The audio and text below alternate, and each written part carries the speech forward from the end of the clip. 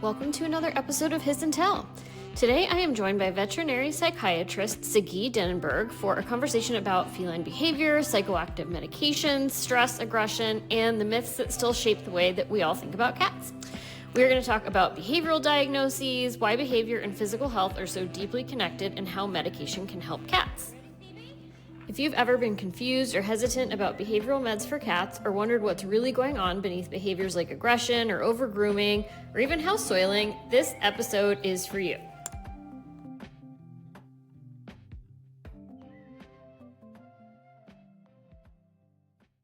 Hi, and welcome to another episode of Hiss and Tell. I am your host, Christina Wilson, at Behaviorist, and with me today is Sagi Dennenberg, a veterinary psychiatrist. Welcome, Sagi. Thank you Hi, so good much. afternoon. Thank you so much for being on the podcast. I wanted to start off by saying that your paper, Tools for Managing Feline Problem Behaviors and Psychoactive Medications, that came out in the Journal of Feline Medicine and Surgery in 2018, has been sort of like a Bible for me in my practice, and something that I like to send to clients who are a little bit on the fence or don't really understand how psychoactive medications work. So that is a huge reason and a big part of why I wanted to talk to you today, because I think there is a lack of knowledge just kind of generally about psychoactive medications and felines and how they work in the brain and the benefits of them and the drawbacks. So I am really glad that you agreed to be on the podcast and that we can have a bit of a chat about it. So can you start by just telling me a little bit about yourself, what you do, how you got into what you do? Been that long since I 2018? know, isn't it crazy? It just seems like a couple years and then you realize it's been 8 years. Wow. I Yeah. know. Yeah. No, it just, you said 2018. I said, wow. I Yeah. know, it's crazy. Well, I have way more white hair, so I guess that says something.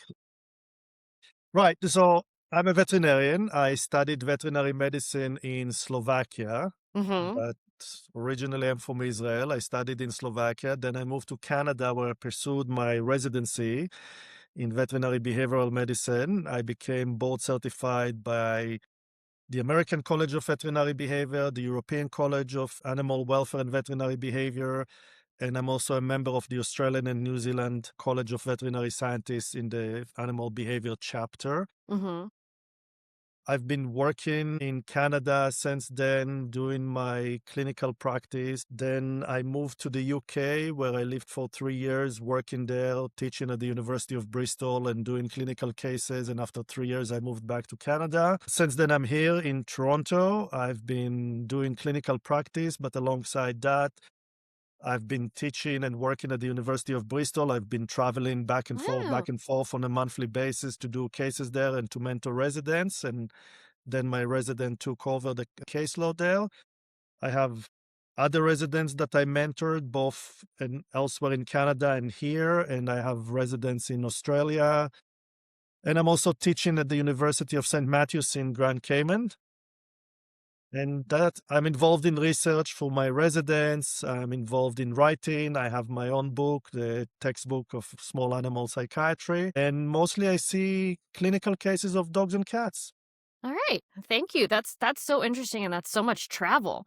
You must be It really is racking up the mileage points. less now. I'm trying to reduce, but certainly I have been. Yeah. Boy, do you find that there are more veterinary behaviorists in Canada or in England than there are in the US? Because I know we don't have very many of them here. No, I think that when you look at board certified veterinary behaviorists, the US has the most. We don't have Really? a whole lot as to begin. Okay. The American College of Veterinary Behaviorists, the last time I checked, has about 120 diplomates, Yeah. maybe a few more now. And the majority of them are in the US. In Canada, we have myself and another one in Ontario. We have 5 in Quebec, 2 in the maritime provinces, and 1 in Alberta. That's it. In the Okay. UK, there are only 4 or 5 if you include me when I'm there. Right. Yeah. Boy. So for listeners who may not understand what the difference is between a behaviorist like myself and a veterinary behaviorist is obviously a vet who is additionally boarded in behavior, right? So how much extra schooling is there on top of your veterinary schooling?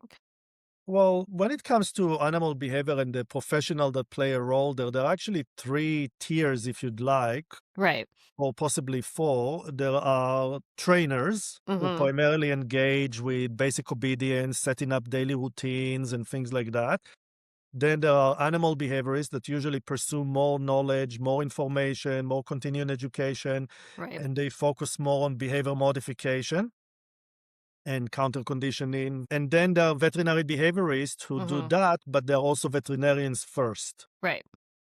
So the main differentiation is the ability to diagnose and manage physiological disorders contributing to emotional and mental disorders, and the ability to prescribe medication. So whether it's gastrointestinal abnormalities or skin abnormalities or pain-related behaviors that contribute to medical problems, cognitive decline in dogs and cats, and Mhm. like I said, prescribing the appropriate medication. So essentially, they're veterinarian first, finish veterinary school, and on top of that, they had to pursue residency that takes anywhere between 3 to 5 years, depending on the intensity and where you do it. Following that, you would have to publish a research. Mhm. You would have to publish a case report, and then you sit for an examination that takes 2 days. And once you complete all of those criteria, pass the exam, then you become a board certified veterinary behaviorist. Okay. Interesting. Something that I've noticed a lot in dealing with my clients is that a lot of their regular vets know very little about behavior. Because I think because they're going through so much about just learning about all the different animals that they have to deal with in their practice. How much do you think that just a regular vet is learning about behavior in their education? And do you feel that there needs to be more? Because just more and more, I find that obviously these cases they tend to be intertwined between physiological drivers and behavior drivers. They're just not they're not often independent of each other, just like you were saying. It is a sore spot for sure. Yeah. And I think that when you talk to any specialist, they will tell you that their specialty is the most important and students should spend most time on it. And I'm no different. Well, I am different because I'm right and they're wrong. And the reason that I'm right and they're wrong is that when you look at the general practice, so when students finish veterinary school, they go and they start working in general practice. If you break it down to disciplines and then you see the frequency of what they see in Mhm. day to day, so they may see neurological disorder once a week. They may see orthopedic disorder, pain-related problem 3, 4 times a week. They may see skin problem or gastrointestinal problem 4, 5 times a week, Right. or maybe even once a day. But behavior they see every day, all day, Yes. because it starts with the fact that the animal are afraid to come to see you. And it's about identifying the body language when you handle the animal. It's about knowing how the animal feels. And it's the impact that it has on your finding, because you take blood pressure, you take blood sugar, you take heart rate, you take temperature. Those would be completely different when the animal is relaxed versus Right. non relaxed. And you need to be able to identify that, to say, okay, I did take a high blood sugar, but you know what? The animal was really stressed. So it's probably not diabetes, it's probably just the Mhm. stress. And there are many diseases that are nicknamed, and vets use that all the time without actually paying attention to what they're saying. They call it stress hyperglycemia, Yes. or they call it stress colitis. Mhm. And they completely ignore the word stress there. So certainly it's something that just by percentages, you see a lot. And it's also important to remember that in many cases, the first and sometimes the only sign of a physiological abnormality is a behavioral change. Right. I remember when I did my residency 20 years ago, I used to work in an emergency clinic here in Toronto with our winters, and you have people come in at 2 o'clock at night, driving through a blizzard, Mm. risking their life driving to the clinic at 2 o'clock at night, and you ask them, you examine the animal, you ask what's wrong, you say, oh, my dog is not itself, my cat is not herself. And when you examine them, there is nothing that you can pick up on a physical examination. You do the physical examination, maybe you even run a blood test, and nothing comes out. And you start thinking, why are you here in the middle of the night through a blizzard paying emergency fees when there is absolutely nothing wrong with your animal? But doing that for several years, for quite a few years actually, it taught me one thing. Trust the owner because they know that their pet's behavior changed. They may not be able to tell you what changed, Right. but they know it changed. They realize that and they tell you something is not wrong. And sure enough, you give it 2-3 days and something shows up, even if you weren't able to pick it up. And that's what vet students don't get enough of. They don't get enough of understanding how behavior change. And even if you can't see it at the moment because the animal is stressed, Mm-hmm. you need to look for other signs. And like I said, I taught behavior at the University of Bristol, and I'm teaching at the University of St. Matthews, and some other universities start adding more and more to that. But Mm-hmm. unfortunately, the vast majority of vet students don't get enough behavior, and they move on to the world without knowing how to identify behavior problem. And it's not just that, it's also the risk for them and for their staff and for the owner at the Right. clinic. And it's also the risk for an animal because unfortunately, many times we work with sharp objects next to the animal, whether it's a Mm-hmm. vaccine or blood collection or even a nail trim. And if this animal starts flailing, if the animal suddenly jerks, we can hurt them with those things. Yeah. And if you Sure. identify those behaviors in advance, if you identify those telltale signs, you know how to avoid that. You know how not to put yourself, your staff, and the owner and the animal at risk, or how to manage an animal that is or not just dangerous, but afraid of you. Right. So I don't think vets unfortunately know enough. And to top it all, there is a lot of misunderstanding and myths about animal behavior, the whole dominant myth or this myth or My that gosh. behavior or Yeah. that behavior. And there are wrong ways of handling animals. And unfortunately, are still taught how to restrain an animal. Yeah. And many of those are wrong and they make it worse. So as you can see, it's quite a sore spot, No, but we're working on it and it's getting better. yeah, I agree. I'm glad to see more and more vets becoming fear-free practices. I know it's a slow change, but it's nice to see. But I agree that that wolf paper from the 70s that was then, retracted within a year that started the whole dominance theory issue.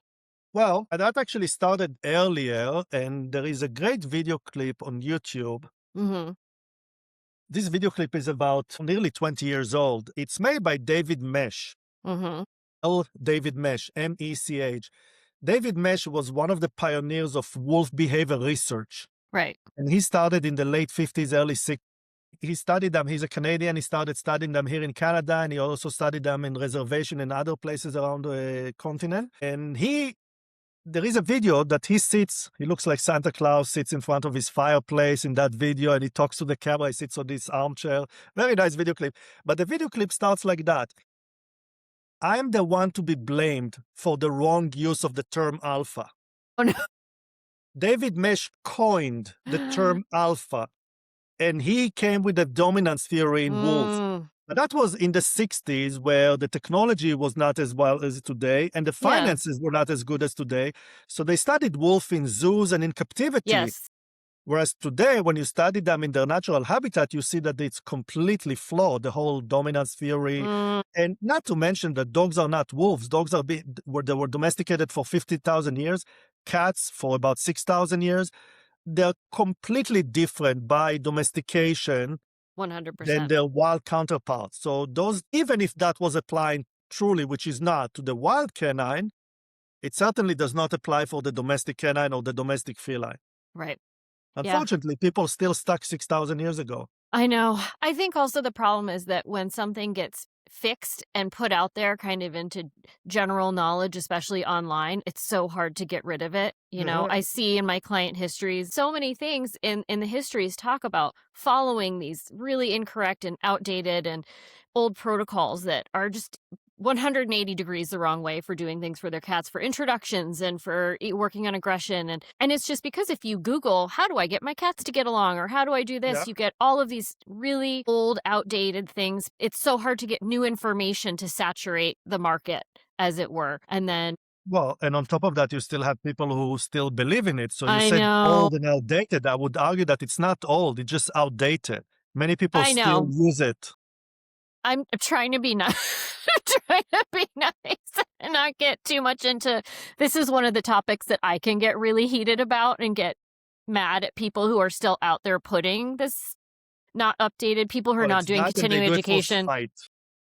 So, can you walk me through a little bit what a behavioral diagnosis looks like in cats? You write a lot about how behaviors like aggression or just urine spraying are not diagnoses. There is a there is a difference between describing the behavior. Mhm. Aggression is a description of a behavior. Right. Aggression is a behavior the animal is using when it fits the context. Mhm. A cat that is hunting, that's by far the worst aggression you can see because the Sure. purpose is to kill and eat. Mhm. When people see cat hunting, they don't say bad cat. Right. They say a hungry cat, Mhm. a queen protecting her kittens. Is she a bad cat or is she just a good mother? Right. But it's still aggression. Yeah.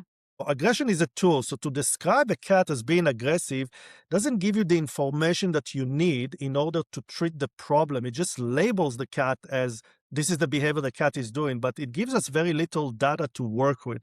Mhm. So the descriptive diagnosis, sibling rivalry, aggression towards family member, aggression between two cats, Mhm. it's just a label. It doesn't really help us. So it's about underlying motivation. It's about the emotions or mental or cognitive processes in the brain that lead to aggression. That could be anxiety or fear or frustration. And sometimes it's a physiological condition like pain Huh? or irritability of the skin. And I don't want you to touch me, for example, Right. or compulsive behaviors and so on. Sometimes it's purely learning. It has nothing to do with emotional disorder, nothing to do with mental disorder or with physiological disorder. It's just learning. I know that if I show aggression, you leave me alone. Mm. Perfect. It works. I'll keep using that. That's the right tool for the job. So making diagnosis requires you to start looking at patterns of behavior, not just tell me what your cat is doing. You want to see if there is a repetitive nature to it, if there are any triggers there that repeat themselves. Many times owners will tell you, I don't know why it happened, because the triggers could be historical. Yes. So it's important to delve a little bit into the history to see what's going on there. And it's important to look at what's going on now, what the owner was doing in the past to manage it, what the owner is Mhm. currently doing, how the cat responded in the past to that.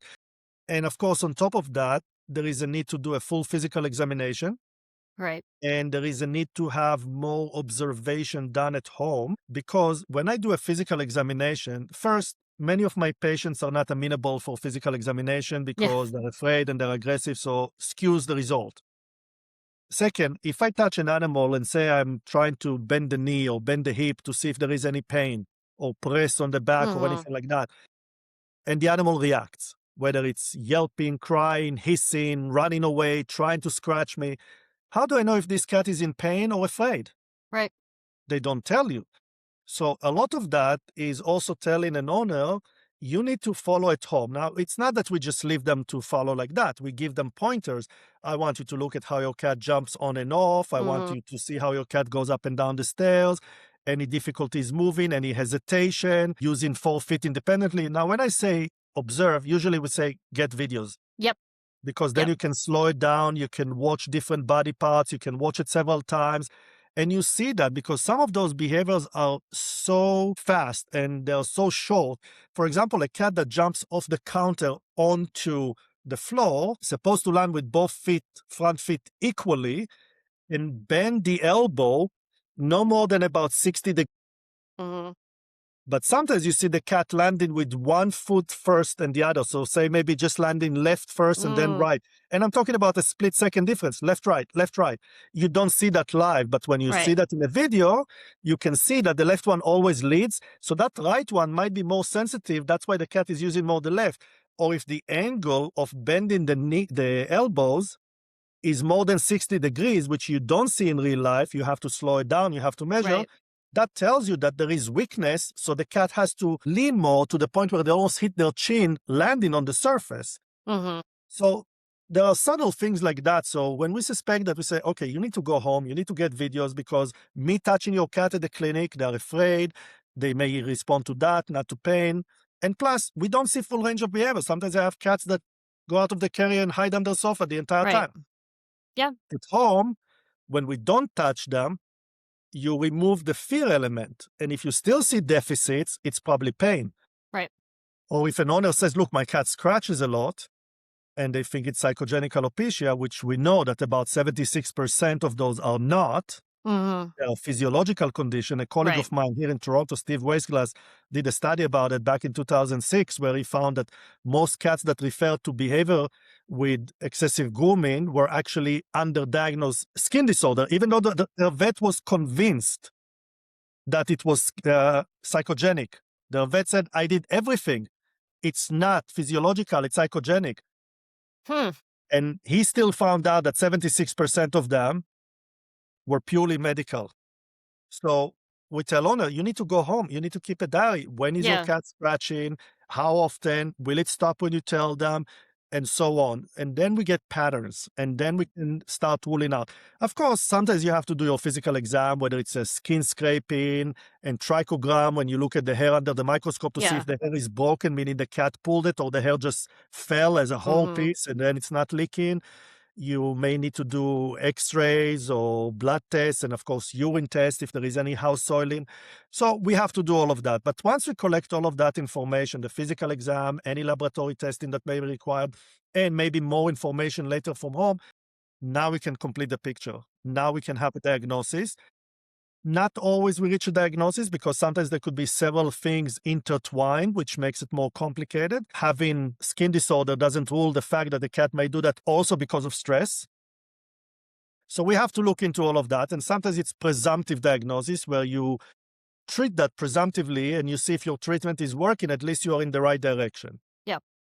No, you are preaching to the choir. I am the biggest fan of cameras. So, you wrote a lot, as I said, about medication. Can you talk a little bit about what medication can realistically do and what it can't do? So there are a few things to remember about the medication before even going to specifics.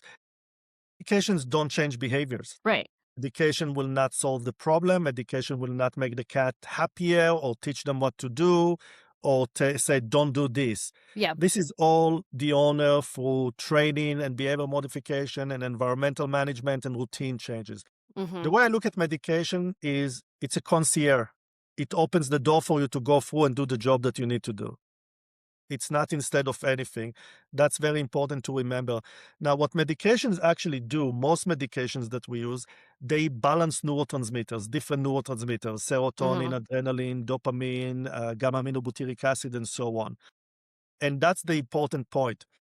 You need to get your diagnosis, because when you get your diagnosis and you say, right, that's an anxiety, then you start thinking, okay, if it's anxiety, I need to balance serotonin. If you think it's frustration and high arousal, maybe I need to balance serotonin and adrenaline. Hmm. So once you get your diagnosis, it tells you what neurotransmitter you need to work with, and then you can choose the right medication. Right. Our medications are exactly that: SSRI, selective serotonin reuptake inhibitors, or there Hmm. is SNRI, serotonin and noradrenaline reuptake inhibitor, or dopamine reuptake inhibitor, or medications that control gamma aminobutyric acid or GABA, like the benzodiazepine, the Valium Right. type medications. So you need to know your diagnosis in order to choose the right medication. If you don't know, you just pretty much for medication. When I have a vet calling or asking, what medication do you have for house soiling? I say, I don't have medication that will Yeah. teach you to go to the litter Yeah. box. Tell me what's your diagnosis. Tell me what's the underlying emotion. Then I can tell you what is the problem. Now, that's the way it should work, and that's the way it's truly working. But there is a little bit of a shortcut. There is a cheat sheet here. Hmm.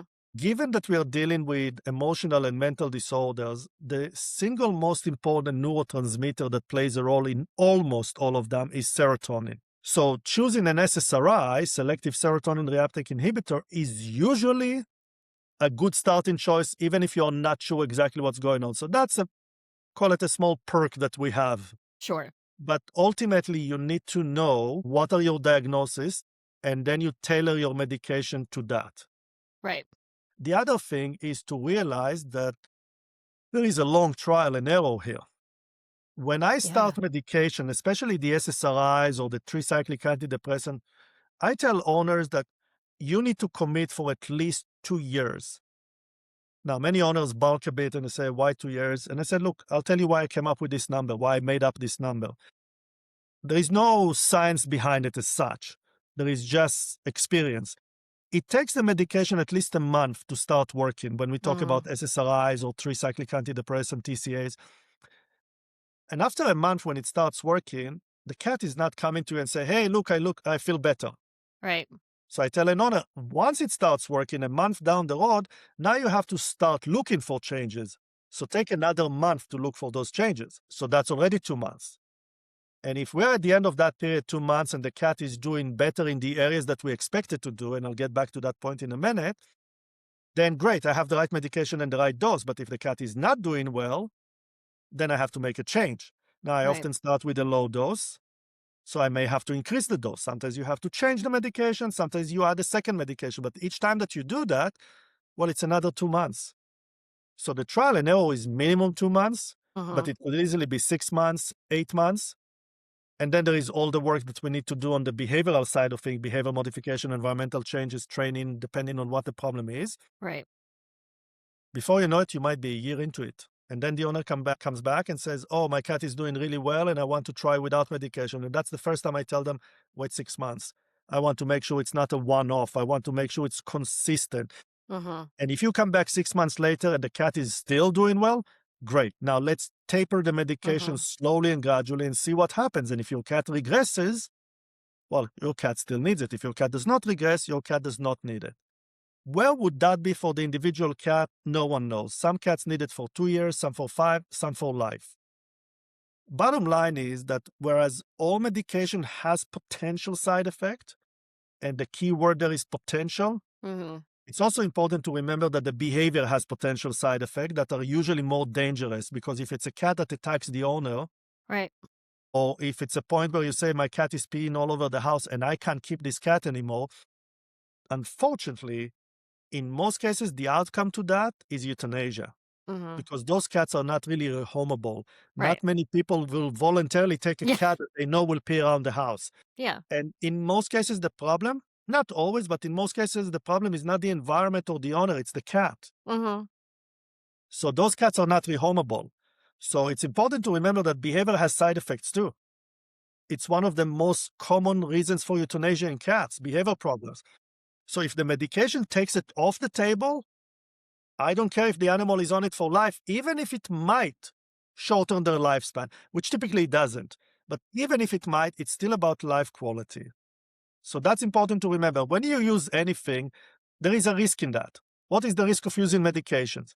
But there is also a risk in not using medications. Absolutely. So you need to consider that. Now, the other part about medication that is important to know is what to expect.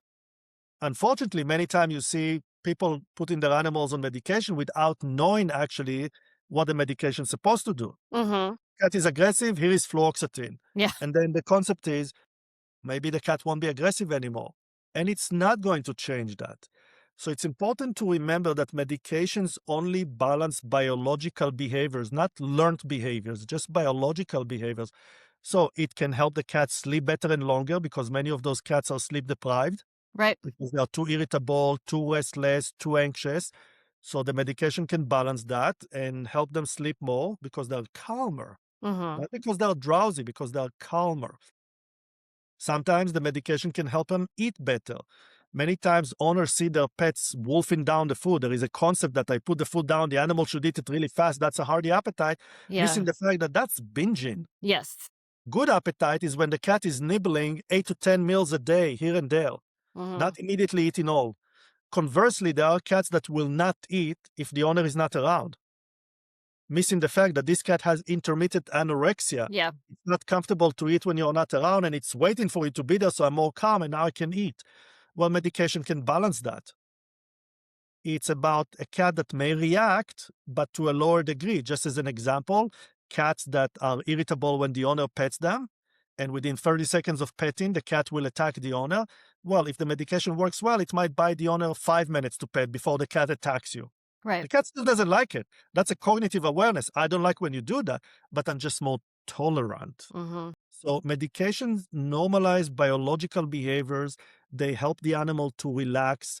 They help the animal to calm down faster than before. So there isn't those mood swings. It Right. balances them to a lower level. Yeah. Now, even with side effects, owners are concerned about side effects, and I understand that. Any medication has potential side effects, but as I said earlier, it's about cost-benefit ratio. But some of the reported side effects, especially with SSRIs, are not true side effects. They're misunderstanding of what is normal. Mm, Like I said earlier, many people are used to an animal that eats very fast, missing the fact that it's binging. And then you put the animal on SSRI and you put the food, and the cat goes to the food, eats a little bit, leaves it, goes back later, leaves it. An owner may report that the cat lost its appetite, whereas that may be a side effect. It's also a beneficial effect because maybe your cat was binging and now your cat is eating normally. Same right. with sleep. One of the most common concerns is that my animal is a zombie. Well, cats ought to be sleeping about 16 hours a day.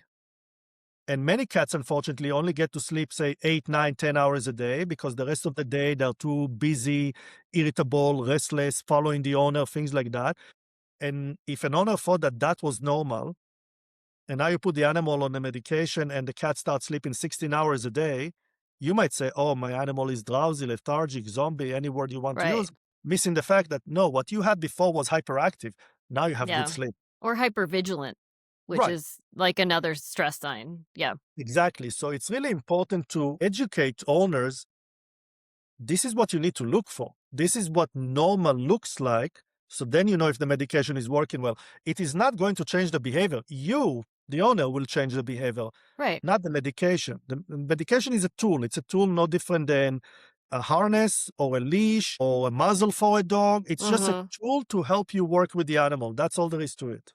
Yep, absolutely. I just want to quickly get your thoughts on transdermal applications of some of these behavioral meds because I know Yes. owner compliance and administration can often be an issue, so I'm just curious where you land on that issue. I always say that I would rather take my chances with an aggressive Rottweiler before I'll take it with a cat that doesn't want its pills. Yeah. But don't get me That's wrong, I love fair. Rottweilers. I Yeah. really No, like I do too. Rottweilers, but Yeah. it's just the concept. Yeah. Yeah, it's certainly a challenging point, and we do struggle with that. Our owners struggle with that. We try and find different ways, whether it's compounded medication into different flavors. And cats are really partial to fish and seafood, so we Mhm. usually start with that. And generally, fish have very strong flavors and aroma. So if you can hide the medication, assuming the cat doesn't have any fish allergies, Right. hide it in sardines or anchovy paste, that usually works. Sometimes not. Transdermal is an issue. It's an issue on different level. There were several older studies done, including one about fluoxetine transdermal that a colleague of Yeah. mine, John C. Ribasi, did about 25 years ago. They found that the bioavailability of fluoxetine transdermal was only about 10% in Mhm. comparison to the oral one. And there was another one done on the amitriptyline, the old tricyclic antidepressant, and Yeah. similarly, it was very unreliable. So that's one problem. It depends also on the skin temperature. If it's warmer, it will absorb faster. If it's Mhm. not, it will take longer. In a multi-cat household, there is always the risk that another cat would lick that. Some Mhm. cats even don't like that application because you need to find a hairless part, like the inner part of the ear. Yeah. They may scratch at it. In some cases, it can cause contact Dermatitis. allergies. Yeah. Yeah. So it's not perfect. With that in mind, two recent studies that came in the past 2.5 years, one of them I reviewed for the journal and one I read, they looked at gabapentin transdermal and Mhm. trazodone transdermal. Mhm. And their result was actually better in a sense of bioavailability and efficacy. Mhm. I would always opt for an oral application if possible, Mhm. administration if possible, but when not possible, dependent on the problem, I may look at trazodone and gabapentin transdermally. I will have a good discussion with the owner about what to look for, what are the risks of doing that. Mhm. Again, especially in a multi-cat household. But if the owner has no other option, I would give it a try. Yeah. I That's would give it a try because sometimes it's the best way or the only way. What I don't do is I don't force the cat yeah. to do that. Many owners will say, "Oh, I can open their mouth and I can shove the pill." Say, I rather try without medication than Yeah. doing that because I don't want more conflict between you and your cat. Yeah. I think the concept of chasing around an already anxious and stressed cat in order to pill them to combat their stress is I had an antithetical. It's owner very stupid. I had an owner several years back that claimed that the medication caused his cat to be more avoidant, and as a side effect, that it made his cat hiding. And then we found out how the owner was administering the medication, and no wonder the cat was hiding. Yeah. Yeah. So no, we want to give medication when necessary, but we don't want to make it worse by giving the medication, not because of the medication, but because the way you give it. Exactly. Yes, 100%. All right. Well, thank you so much. I really appreciated this conversation. I still have 1 billion questions for you, so maybe we can find another time for you Yeah. to come back on. And I think listeners would love to hear more of a discussion. So I really, really appreciate your time. This was super interesting. And thank you for all the work that you do for animals. You're welcome. It was nice chatting, and we'll talk again in the future. Okay. Have a wonderful rest of your day. Bye-bye for now. Thanks so much for listening to the show. If you're looking for one-on-one support with behavior issues like litter box problems, aggression, anxiety, or multi-cat dynamics, you can find me through my behavior consulting business, Catitude Adjustment, at catitude-adjustment.com. If you like the episode, please consider leaving a rating or review. It really helps us grow. For more episodes, show notes, and resources, head to hissandtellpodcast.com. Huge thanks to Cat Beats for the music, and I'll see you next time.